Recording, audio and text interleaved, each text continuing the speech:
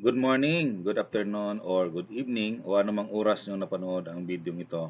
Welcome sa ating channel, Matuto Dapat, sapagkat ang kaalaman ay isang mahalagang kayamanan.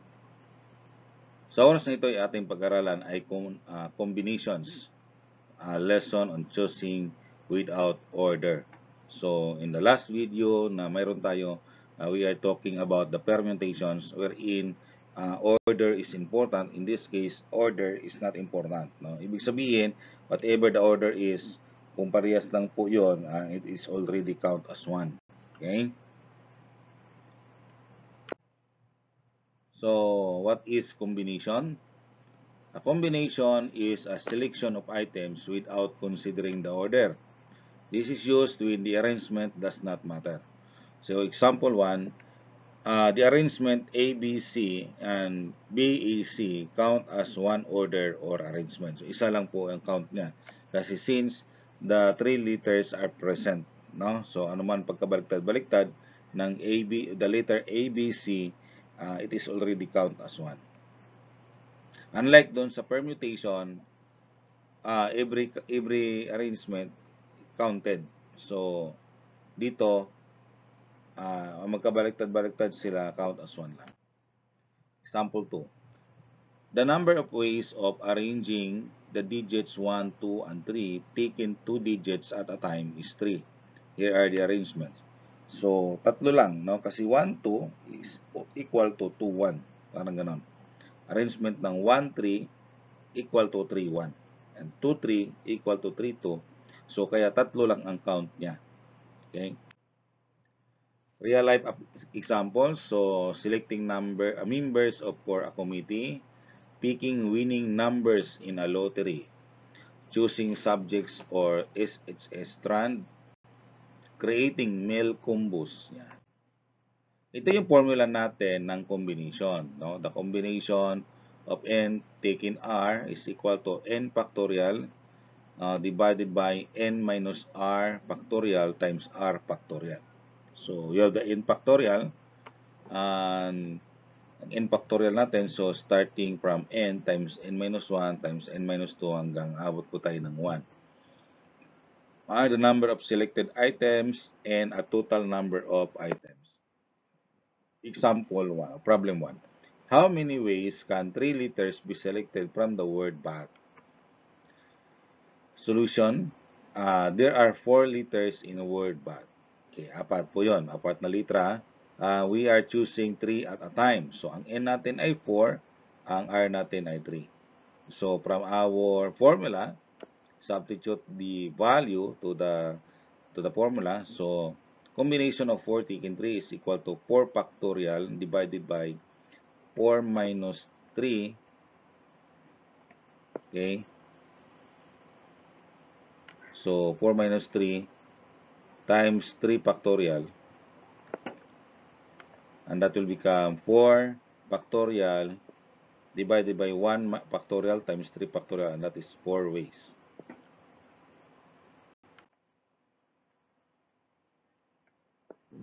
Problem 2. In a lotto with 45 numbers, how many ways can we select 6 numbers?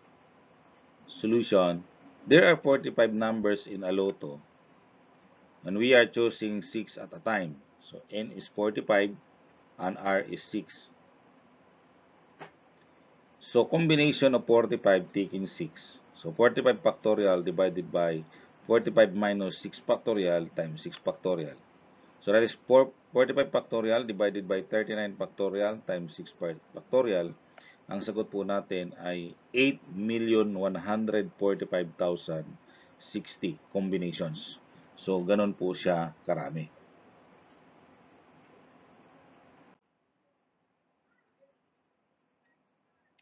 Problem 3. A committee of 4 is to be formed from 7 candidates. How many different committees can be formed? So, step 1, there are 7 candidates and we are choosing 4 at a time. N equals 7 and R is 4. So, that is combination of 7 taken 4 7 factorial divided by 7 minus 4 factorial times 4 factorial is equal to 7 factorial times 3 divided by 3 factorial times 4 factorial. The answer is 35 committees. Problem 4. An URN contains 4 red and 5 blue balls. Okay. So dito, dalawang klaseng bula ang nandun sa loob ng URN. Compute how many ways can we draw from a URN A. Exactly 3 balls. So, tatlong bula na kulay blue yung nakuha. B. Exactly 2 blue and 1 red balls. Okay? So, let's start with letter A. The number of ways of selecting 3 balls out of 5. So, ang combination natin ito. So, ang N natin ay 5, ang R natin ay 3. So, doon lang tayo nag-focus sa blue balls, ha? So, combination of 5 taking 3. So, that is 5 factorial divided by 5 minus 3 factorial times 3 factorial. Or that is 5 factorial divided by 2 factorial times 3 factorial equals 10. So, 10 ways selecting 3 balls out of 5 balls na kulay blue. Okay? For letter B, the number of ways of selecting 2 blue balls out of 5. Ito kasi may blue tapos may red. No? Dalawang blue, isang red. Choosing 2 at a time. So, N equals 5 and R is 2. So, combination of 5 taking 2, 5 factorial divided 5 minus 2 factorial times 2 factorial. And that is 5 factorial divided by 3 factorial times 2 factorial is 10 ways. So, pagkuha ng dalawang bula out of 5 na kulay blue doon sa URN, ito po 10 ways po mayroon tayo. Since mayroong red kasama, kasi tatlo po kasi ang i-draw natin. So, titingnan po natin. The number of ways of selecting 2 blue balls out of 5 is 10. So, 10 na yung kanina. Then, kukunin natin kasunod yung 1 red naman out of 4. So, yung combination natin, combination of 4 taking 1, and that is 4 factorial divided by 4 minus 1 times 1 factorial. So, that is 4 ways. So, sa pagpili naman ng isang red ball out of 4 ay 4 lang na way. So, multiply po natin 10 times 4. So, mayroong 40 ways of selecting exactly 2 blue and 1 red ball doon sa URN na yun. Problem 5. An URN contains 4 red, 3 blue, and 2 white balls. Compute how many ways can we draw exactly 3 balls such that, letter A, they are different colors. Letter B, 2 blue and 1 white. That is letter C. Letter B, they are all red.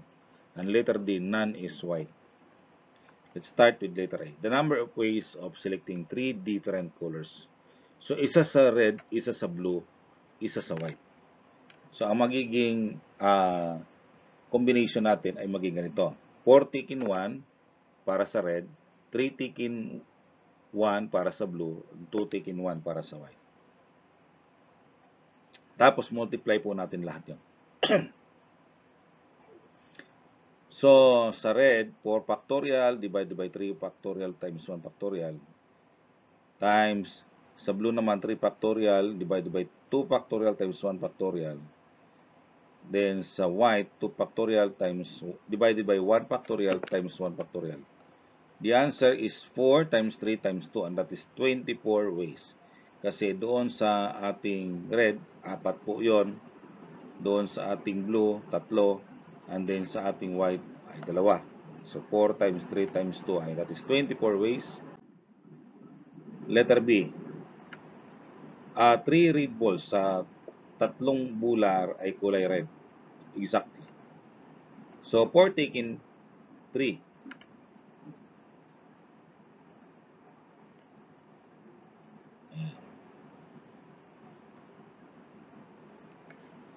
So, Combination of 4 taken 3 is equal to 4 factorial divided by 1 factorial times 3 factorial is 4 ways. So, 4. Kasi tatlong bulan doon. Kulang, pagkuha natin sa red.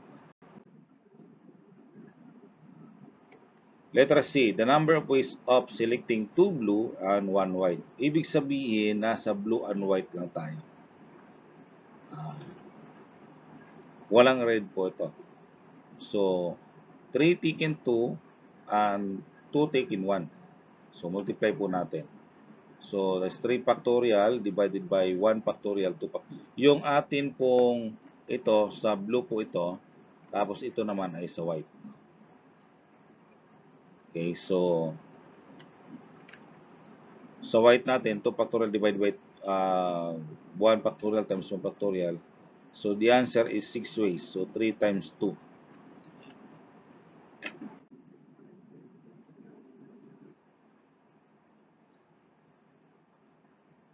Letter D, none is white. So, none is white. The number of ways selecting 3 balls from 4 red at saka 3 blue. So, doon lang po tayo kukuha sa red at saka blue kasi walang white na isama.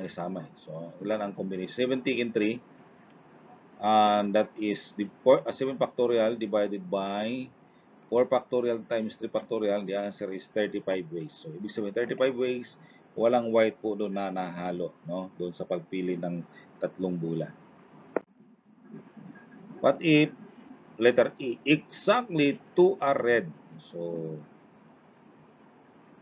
tingnan po natin, letter E. The number of ways of selecting 2 red balls and 1 ball either blue or white. So, 4 taken 2 times 5 taken 1. Kasi yung blue and white, 5 po yon. So, isa lang po ang pipiliin doon. Okay? So, ito po ang maging sagot natin. 4 factorial divided by 2 factorial times 2 factorial times 5 taken 1, that is 5 factorial divided by 4. 4 factorial. Okay. So, ito ay sa red, no? Itong 5 taken 1 sa blue and white. Kaya 5 taken 1 po to. Isa lang po ang kukunin natin sa either blue or white, no? So, yun po ang magiging sagot natin.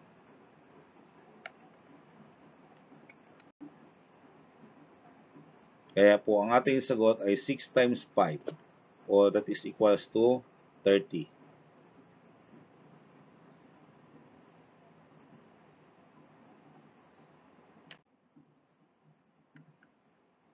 Letter F. The number of ways of selecting at least one ball is blue. Case 1. So, dito may tatlong case tayo kasi at least one ball is blue.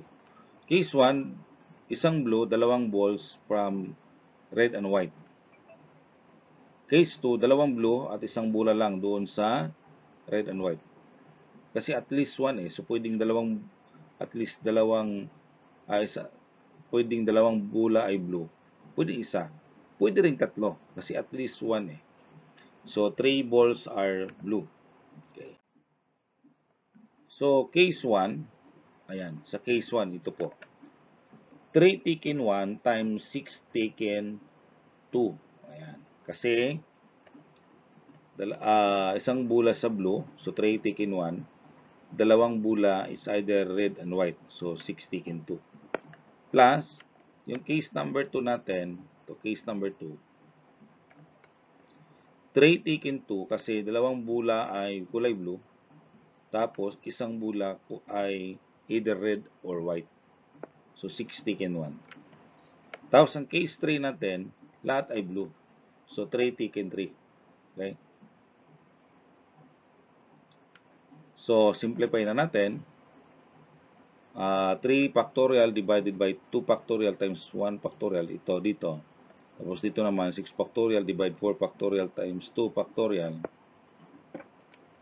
Okay, tapos sa case number 2, yan naman.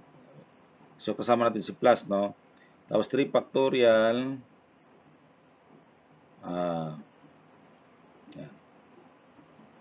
Divide 1 factorial times 2 factorial times 6 factorial divided by 1 factorial times 1 factorial tapos plus. Yan, 3 factorial divided 0 factorial times 1 factorial. So that is ito, case 1, so 3 times 15 plus 3 times 6 po itong sa case 2 and then 6 po ito. Okay, so sum natin 45 plus 18 plus 6 equals 69. So ito po yung pagpili ng number of ways na pagpili natin na at least one is blue. Okay, and this is your activity to answer, no? Try to answer this one by your own or pwede ka magpatulong sa mga may alam sa pag-compute ng probability.